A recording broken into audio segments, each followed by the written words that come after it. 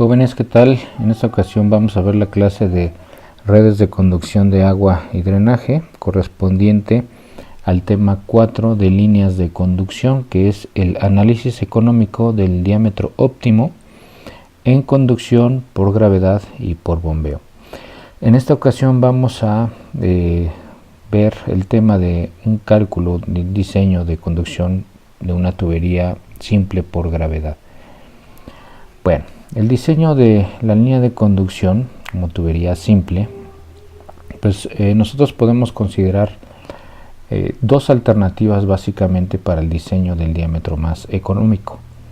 Primero, pues pudiéramos nosotros tomar en cuenta descomponer la línea en dos tramos de diferente diámetro comercial, uno inmediato superior y otro inmediato inferior al teórico, de tal manera que tendríamos nosotros una línea compuesta de dos tuberías de diferente diámetro, y esto con la finalidad de optimizar al máximo los costos de la tubería. Otro podría ser diseñar en base a un diámetro comercial inmediatamente superior al teórico, y esto nos arrojaría quizá un diseño ligeramente sobredimensionado, porque si nosotros consideramos un gasto determinado y si aplicamos las fórmulas que nos ayudan a obtener un diámetro que lo vamos a llamar el teórico, pues realmente solamente necesitaríamos un diámetro equivalente al teórico, pero como podría ser evidente, no necesariamente un diámetro teórico pudiera ser un diámetro que se venda en el mercado o un diámetro comercial. Por lo tanto, pues simplemente decimos, bueno, pues vamos a calcular sobre el diámetro inmediato superior. Esta es la segunda opción, que lo vamos a ver en otra ocasión. Y pues se tendrían que analizar finalmente todos los costos involucrados en la construcción, operación y mantenimiento de la línea, consumo de energía, financiamiento, etcétera. Por ahora vamos a ver el primer caso, que es cómo descomponer una línea en dos tramos de diferente diámetro comercial. Bueno, comenzamos entonces con el tema de conducción por gravedad. Cuando nosotros diseñamos una línea de conducción por gravedad, se eligen las tuberías o los conductos, y ya sea que tuviéramos dos casos, estas pueden trabajar como un canal. Es decir, que el diseño hidráulico se hace utilizando las fórmulas teóricas de canales abiertos, que es una de las ramas de la hidráulica, cuidando velocidades mínimas y también máximas por las cuestiones de erosivas y demás. Y la otra es considerar que el tubo va lleno o el tubo tiene carga, y aquí se utilizan las fórmulas de diseño hidráulico empleando la teoría de tuberías a presión. Entonces, en hidráulica tenemos la teoría de canales abiertos y la teoría de tuberías a presión. Si nosotros consideramos que la tubería está trabajando a presión, que sería el segundo caso, tendríamos este esquema, el esquema de energía.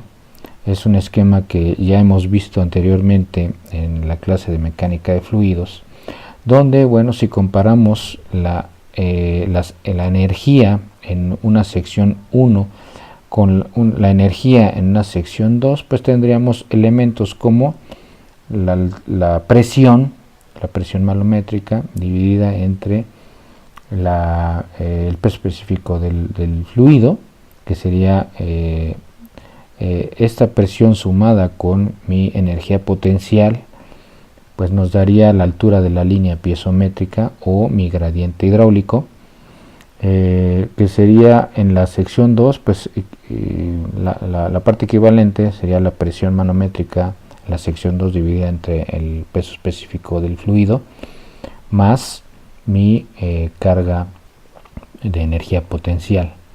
Aquí también está marcada la cota que me da mi carga de velocidad o carga de energía cinética, la cual me establece el límite de la línea de energía. En la parte baja, pues sería nuevamente la parte equivalente, sería la velocidad en la sección 2 dividida entre 2 veces la gravedad. Y aquí, como se puede observar, se consideran las pérdidas por fricción.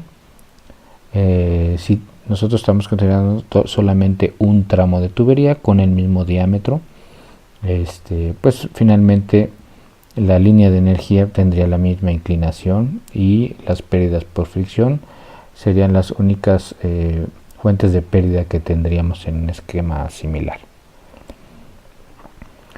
Aquí, cuando ya tenemos una tubería un poco más compleja, donde hubiera elementos como codos,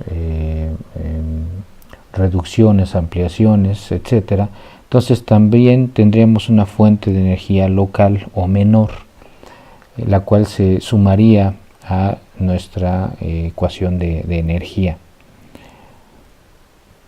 Y eso lo podemos visualizar en este esquema. Este es un esquema clásico de un sistema por gravedad, donde se alimenta del tanque 1 al tanque 2.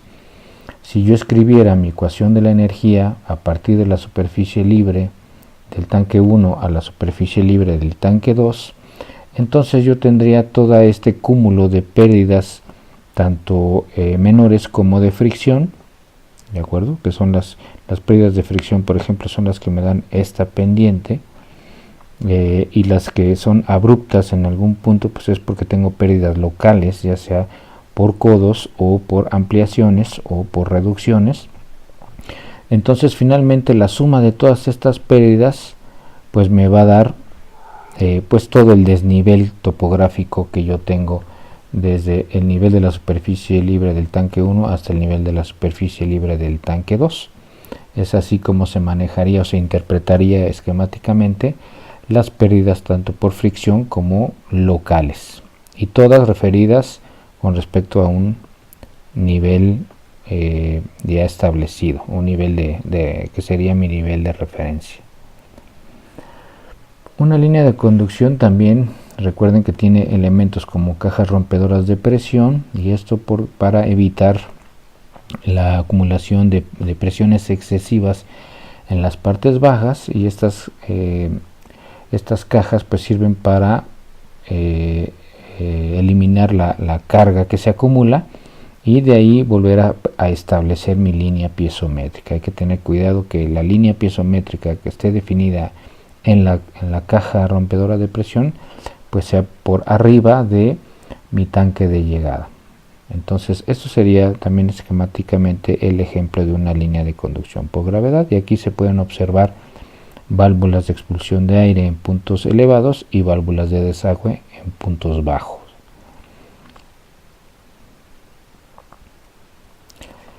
Bien, como habíamos mencionado, vamos a diseñar con dos diámetros comerciales, es decir, el primer caso que habíamos citado en mi diapositiva anterior, donde se descompone la línea en dos tramos de diferente diámetro comercial para ajustar al diámetro teórico.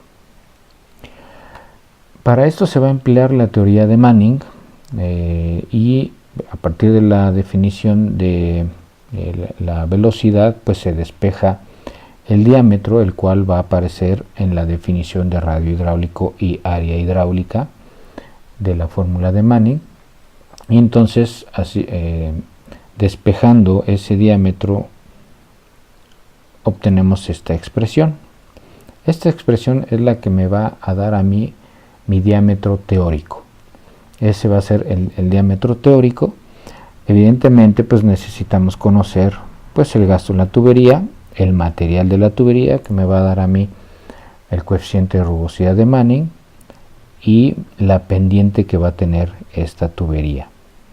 Entonces, el primer paso es determinar el diámetro teórico. Y entonces, como el diámetro teórico no forzosamente me va a arrojar un diámetro comercial, entonces yo tendría que definir un diámetro inmediato superior de mi lista de diámetros nominales o comerciales de tuberías, y un diámetro inmediato inferior de la misma.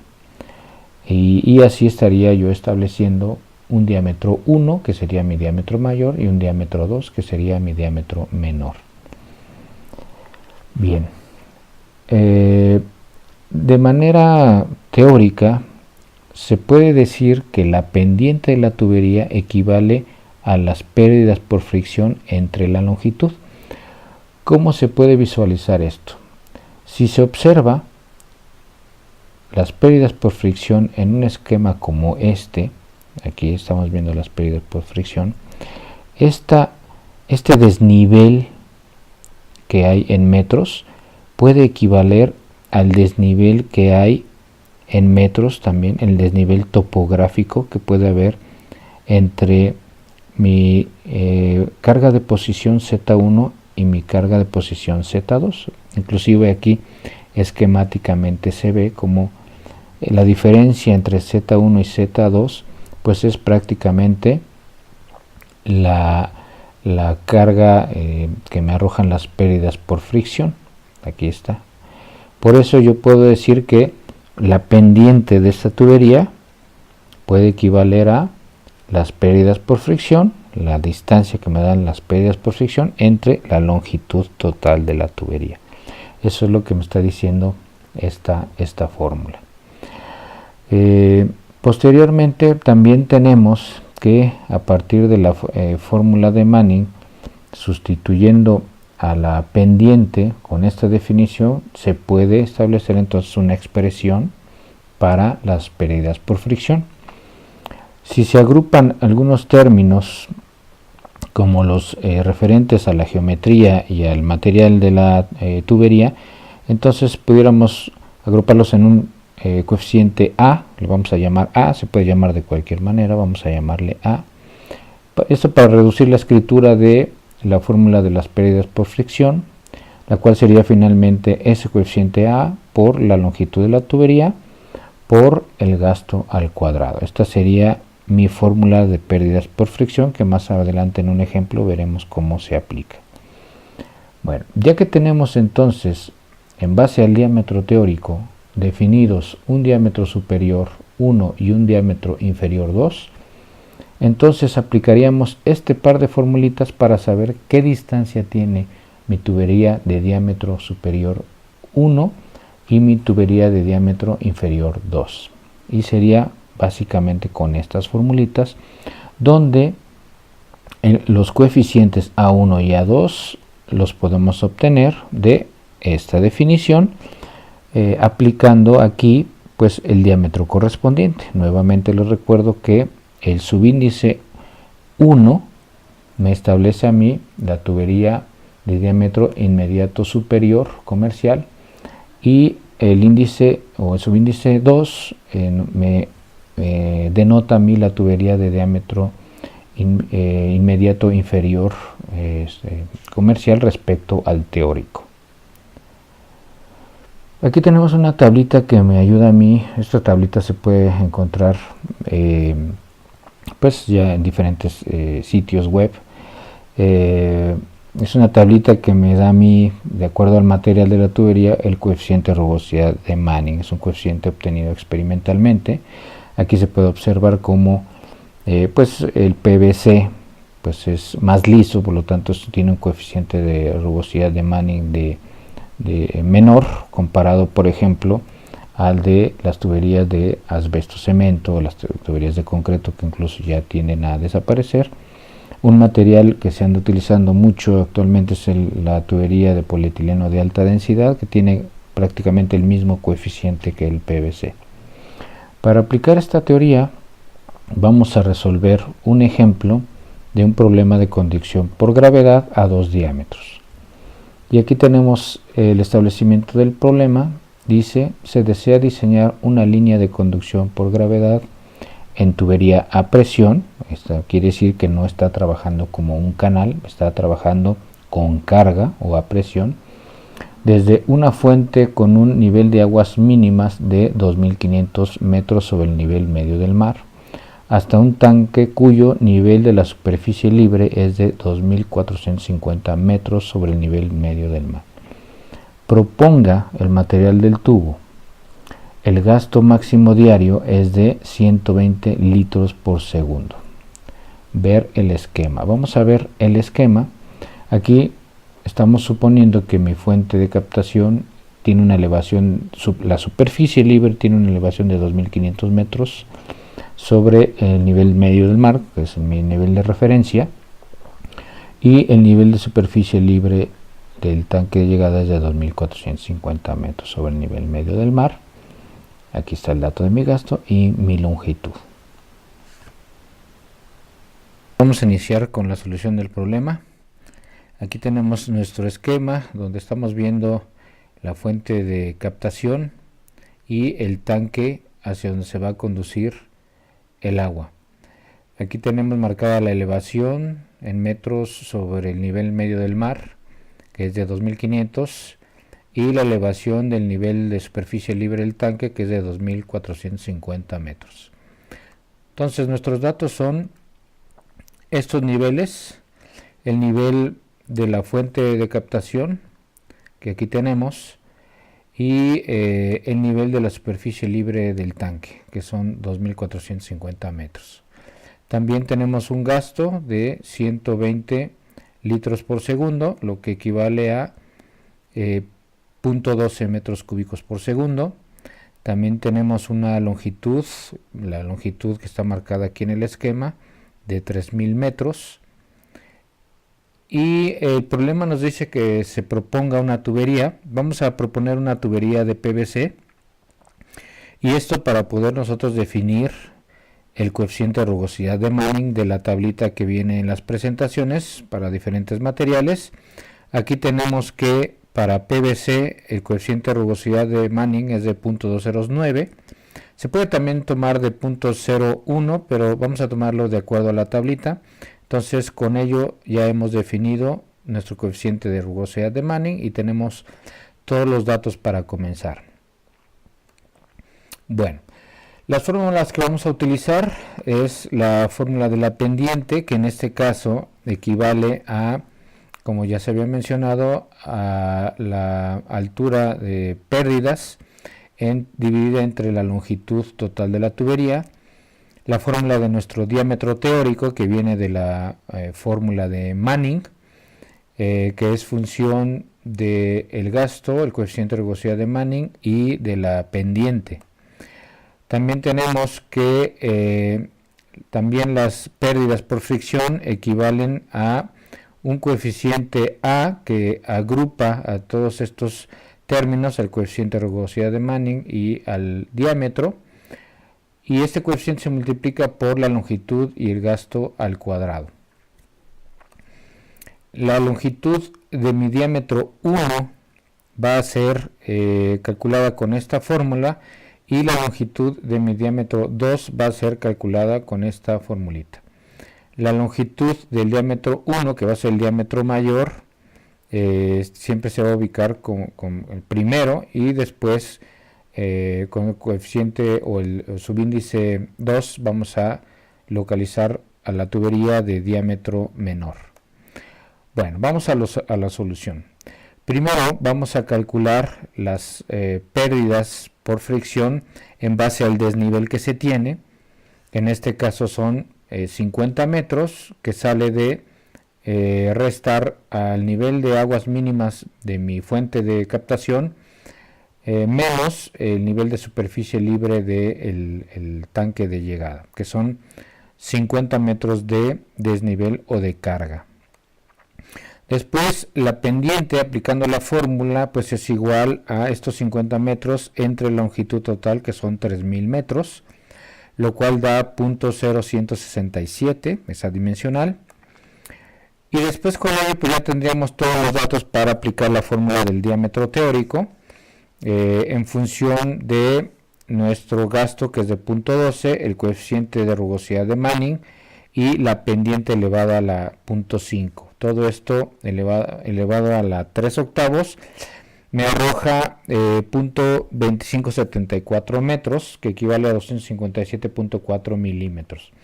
Bueno, esto, como ustedes se podrán dar cuenta, pues no corresponde a un diámetro comercial. Se aproxima más o menos a los diámetros de 250 milímetros y 300 milímetros. Entonces, con el afán de poder ajustar a dos diámetros pues tenemos que seleccionar el diámetro inmediato superior y el diámetro inmediato inferior de la lista de diámetros comerciales. En este caso, entonces, estaríamos definiendo como nuestro diámetro 1 al diámetro de 300 milímetros, que es el diámetro mayor, no olvidar eso, y el diámetro 2, que sería el diámetro de 250 milímetros o de 10 pulgadas. Como ven, el valor teórico queda entre estos dos valores, ¿de acuerdo? Entonces, con ello vamos a definir ya que nuestros diámetros de cálculo van a ser estos dos. Ahora procedemos a calcular el coeficiente A para cada uno de los diámetros. Con este procedimiento tenemos que A1 va a ser función del diámetro 1 aplicando esta formulita. Entonces sustituimos valores, el diámetro debe estar en metros y A1 arroja un valor de 0.5129. Después A2 va a estar en función del diámetro 2, que es el menor, que es de 0.25 metros, y nos arroja un valor de 1.3562. Estos valores A1 y A2 los vamos a sustituir en las fórmulas de las longitudes para poder saber qué longitud le toca al diámetro 1 y qué longitud le toca al diámetro 2. Entonces, sustituimos en la fórmula para longitud del diámetro 1 valores. Entonces, las pérdidas pues son 50 menos pues el coeficiente A2 por el gasto elevado al cuadrado por la longitud, que son 3000 metros, entre otra vez el gasto elevado al cuadrado por la diferencia de A1 y A2, que son los valores, y entonces eso me arroja una longitud de 707.2 metros. Lo mismo hacemos para la longitud del diámetro 2, la cual se va a calcular con esta fórmula que tenemos arriba. Hay que tener mucho cuidado de no confundir los valores de los coeficientes que van ahí, se intercalan. Por ejemplo, aquí en la longitud 2 tenemos A1 aquí arriba y en la longitud 1 tenemos A2 arriba. Y también la resta es intercalada. Ya que calculamos la longitud 2, tenemos una longitud de 2292.80 metros. Entonces, ¿cómo sabemos si estamos correctos? Pues una primera comprobación es la suma de estas dos longitudes, evidentemente, me tiene que dar la longitud de 3000 metros. Esta sería mi comprobación número 1. Como es de suponerse, la longitud del diámetro mayor, que es de 0.3 metros, pues es considerablemente menor comparada a la longitud 2, y eso es porque pues el diámetro teórico pues se acerca mucho más a la tubería de 10 pulgadas o 0.25 metros. Por lo tanto, es lógico que nos haya resultado que casi toda la longitud sea de equivalente a la del diámetro de 10 pulgadas y solamente una porción de la longitud va a ser la que corresponda al diámetro de 300 milímetros o de 12 pulgadas. Bueno, hasta ahí hemos calculado las longitudes. Ahora tenemos también que calcular cuáles son las pérdidas de acuerdo a cada diámetro, las pérdidas del diámetro 1, las pérdidas del diámetro 2, y eso lo vamos a hacer aplicando esta formulita, pero con los datos de cada tubería. Entonces, tenemos para las pérdidas de la tubería 1, que sería la de mayor diámetro, pues simplemente es calcular con el coeficiente A1 la longitud que corresponda y pues sustituyendo valores nos da unas pérdidas de 5.22 metros. Posteriormente, las pérdidas de la tubería de 10 pulgadas, que es la tubería 2, también la vamos a calcular con la misma formulación, pero utilizando el coeficiente A2, la longitud 2 que le corresponde a esa tubería, y lo cual nos arroja unas pérdidas por fricción de 44.78. Y aquí nuevamente a nivel de comparación o comprobación 2, tenemos que las pérdidas debe ser igual a la suma de las pérdidas de cada uno de los diámetros. Por lo tanto, si yo sumo 522 más 44.78 me da mis 50 metros que tengo originalmente. Esa sería mi comprobación número 2 y con eso habré terminado el problema.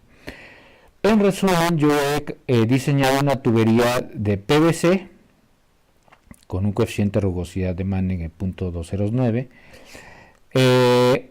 Un primer tramo de la tubería va a ser de 12 pulgadas, el cual va a tener 707.20 metros de longitud, y un segundo tramo va a ser de un diámetro de 10 pulgadas con una longitud de 2292.80 metros, y cada uno de estos tramos me va a arrojar el primero una pérdida de 5.22 metros y el segundo una pérdida de 44.78 metros. Con esto hemos terminado la solución del problema de una línea de conducción por gravedad con 2 diámetros para optimizar el problema.